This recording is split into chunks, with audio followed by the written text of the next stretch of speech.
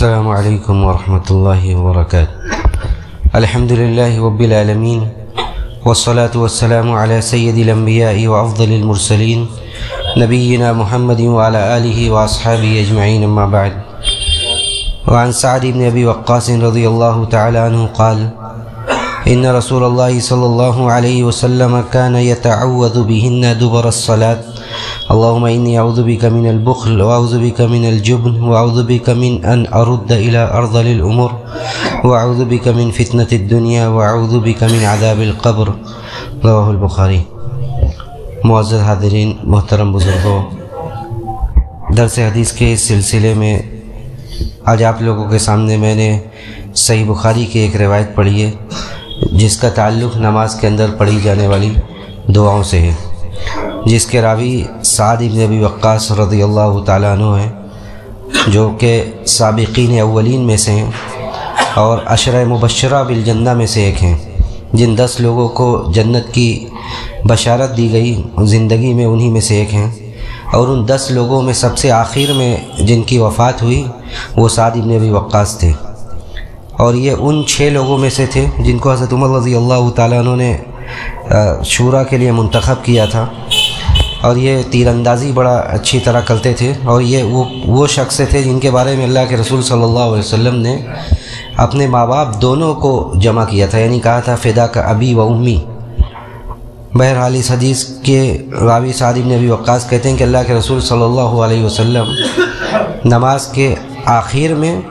یا نماز کے بعد فوراً، دبر الصلاۃ کا دونوں مطلب ہو سکتا ہے، اس لیے کہ دبر کسی بھی چیز کا وہ آخری حصہ ہوتا ہے جس کا تعلق اس چیز سے بھی ہوتا ہے اور اس چیز کے بعد اگلی چیز سے بھی ہوتا ہے، لیکن دوسری روایات کو سامنے رکھ کر جو بات سامنے آتی ہے وہ یہ کہ یہ بھی نماز میں تشہد کے آخر میں یہ دعا اللہ کے رسول صلی اللہ علیہ وسلم پڑھا کرتے تھے۔ کہتے ہیں کہ اللہ کے رسول ان چیزوں سے پناہ مانگتے تھے، اور ان میں پہلی چیز یہ ہے کہ آپ بخل سے پناہ مانگتے تھے۔ اللہ کے رسول صلی اللہ علیہ وسلم بخل سے پناہ مانگا کرتے تھے، اس کے بعد بخل کے بعد جبن بزدلی سے آپ پناہ مانگا کرتے تھے، اور اس کے بعد تیسری چیز آپ جس چیز سے پناہ مانگتے تھے وہ یہ تھے کہ بہت ارذل عمر سے، بہت خسیس رذیل اور ایسی عمر جس عمر میں انسان بالکل بیکار ہو جائے، کسی لائق نہ بچے، یہاں تک کہ قضاء حاجت کے لیے بھی اسے دوسروں کی ضرورت پڑنے لگے، یا قضاء حاجت بھی اس کی بستروں پر ہونے لگے، اس کی عقل کام نہ کرے، اس طرح کی ایسی تمام بیماریوں سے اور ایسی عمر سے جب آدمی بیکار ہو جائے اس سے پناہ مانگا کرتے تھے۔ اور اسی طرح دنیا کے فتنے سے، یعنی دنیا میں آدمی اس طرح منہمک ہو جائے کہ اسے پھر آخرت یاد نہ رہے، اور دنیا میں زندگی اس طرح گزارے کہ اس میں اللہ کی رضا کا کام کیا ہے، اللہ کی ناراضگی کا کام کیا ہے، ان سارے چیزوں سے اسے کوئی سروکاری نہ ہو، کوئی فکر ہی نہ ہو ان چیزوں کی، تو ایسی دنیا سے اب آدمی کو پناہ مانگنی چاہیے۔ اور اسی طرح عذاب قبر سے بھی اللہ کے رسول صلی اللہ علیہ وسلم پناہ مانگا کرتے تھے، اس لیے کہ قبر کا عذاب یہ بڑا بھیانک ہے، اور اسی لیے نبی علیہ الصلوۃ والسلام بھی قبر کے عذاب سے پناہ مانگتے تھے، اور صحابہ اکرام میں بھی بڑے بڑے صحابی حضرت عثمان رضی اللہ تعالیٰ عنہ جیسے جلیل القدر صحابی خلیفہ ثالث جب قبر کے پاس کھڑے ہوتے تو رونے لگتے تھے، اور ان سے کہا گیا کہ آپ کے سامنے جنت و جہنم کا ذکر کیا جاتا ہے، آپ نہیں روتے ہیں، لیکن جب قبر کا ذکر ہوتا ہے تو آپ رونے لگتے ہیں۔ کہا کہ نبی علیہ الصلوۃ والسلام نے یہ فرمایا تھا کہ قبر آخرت کی یہ پہلی منزل ہے، اور جو قبر کے اس منزل سے، اس مرحلے سے نجات پا گیا، وہ بعد کے مراحل اس کے لیے زیادہ آسان ہے۔ اور آپ نے یہ فرمایا تھا کہ ما رأیت منظرا قط الا والقبر افظع منہ، کہ میں نے جو بھی منظر دیکھا اس میں سب سے بھیانک منظر یہ قبر کا منظر ہے، اس لیے قبر کی زندگی، برزخ کی زندگی سے انسان کو پناہ مانگنا چاہیے، برزخ کے عذاب، قبر کے عذاب سے پناہ مانگنا چاہیے۔ تو یہ اللہ کے رسول صلی اللہ علیہ وسلم ان چیزوں سے، ان کئی ایک بات جو اس حدیث میں ذکر کی گئی اس سے آپ پناہ مانگا کرتے تھے۔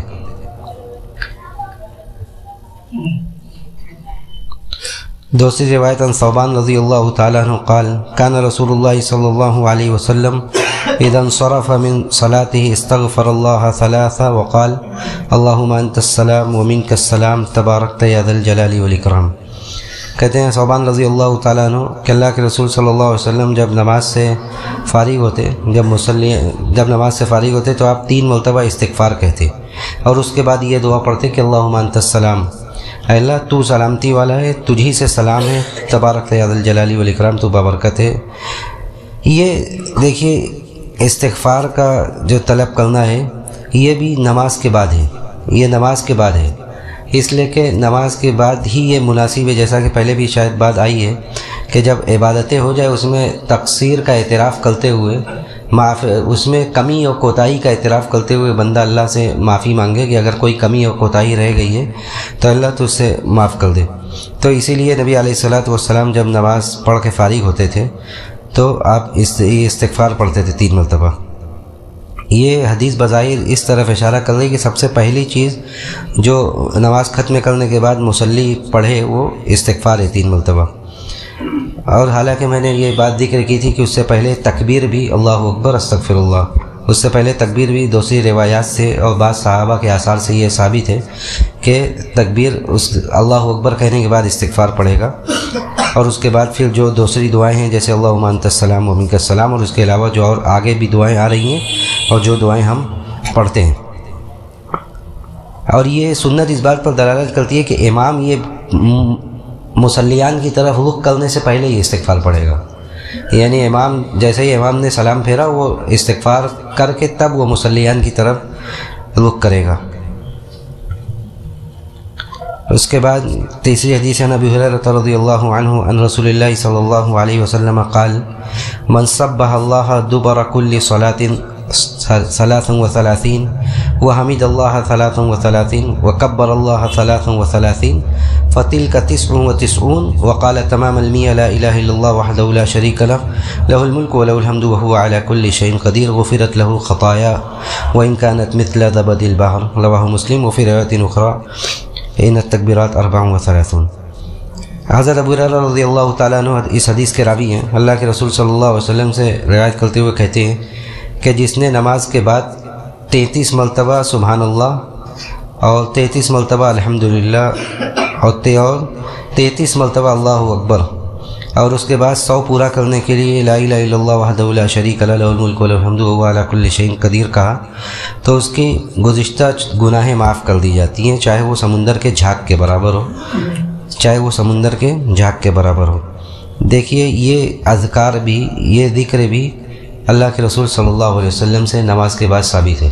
نماز کے بعد ثابت ہے، آپ یہ پڑھا کرتے تھے۔ اور یہ کئی روایات جمع کرنے کے بعد یہ سمجھ میں آتا ہے کہ یہ 4 طریقے پر یا 3 طریقے پر اللہ کے رسول صلی اللہ علیہ وسلم پڑھتے تھے۔ ایک تو یہی طریقہ ہے جو اس حدیث میں وارد ہوا ہے کہ 33 مرتبہ سبحان اللہ، 33 مرتبہ الحمدللہ، 33 مرتبہ اللہ اکبر اور 100 پورا کرنے کے بعد لا الہ الا اللہ وحدہ لا شریک لہ لہ الملک وله الحمد وهو على كل شيء قدیر۔ ایک روایت میں یہ آیا ہے کہ 33 سبحان اللہ الحمدللہ، اور یہ دونوں 33 اور 34 مرتبہ اللہ اکبر، اس طرح 100 پورا ہو گیا۔ اور تیسری بات یہ، تیسری حدیث یہ آئی ہے جس میں اللہ کے رسول صلی اللہ علیہ وسلم نے ایک حدیث میں فرمایا کہ 2 ایسی خصلتیں ہیں کہ جو مسلمان اس پر مداومت برتے گا، جو اس کو انجام دے گا وہ جنت میں داخل ہوگا، لیکن اور وہ بڑا آسان بھی ہے، لیکن اس کے کرنے والے بڑے تھوڑے ہیں۔ تو اسی حدیث میں آپ نے یہ فرمایا کہ جو آدمی یسبح اللہ فی دبر کل صلاۃ 10 ویحمدہ 10 ویکبرہ 10، اس حدیث میں یہ ذکر کیا گیا کہ 10 مرتبہ، اور یہ بھی صحیح روایت ہے،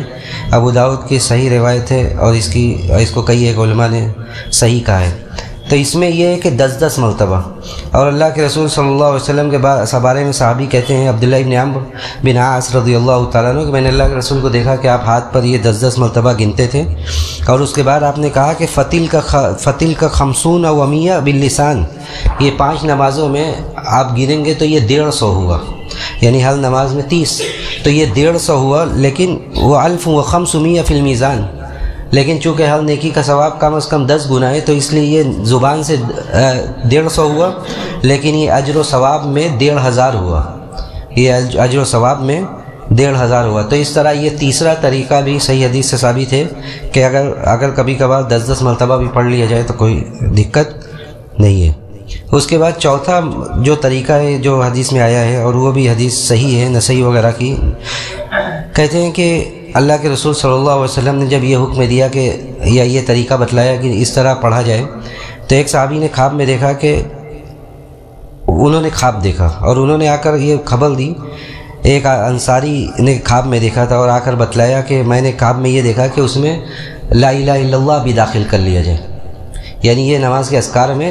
نماز کے بعد اذکار میں لا الہ الا اللہ بھی داخل کر لیا جائے اور اس کو 25 مرتبہ کر لیا جائے،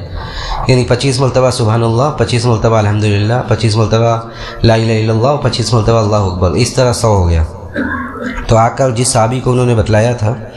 اس صحابی نے آ کر اللہ کے رسول صلی اللہ علیہ وسلم کے سامنے ذکر کیا، تو آپ نے کہا کہ اجعلوہا کذالک، اسی طرح کر لو، اس طرح بھی کر سکتے ہو۔ تو یہ حدیث بھی صحیح ہے، اس لیے بہتر یہ ہے کہ آدمی اس طرح کی جو روایات جس میں کئی ایک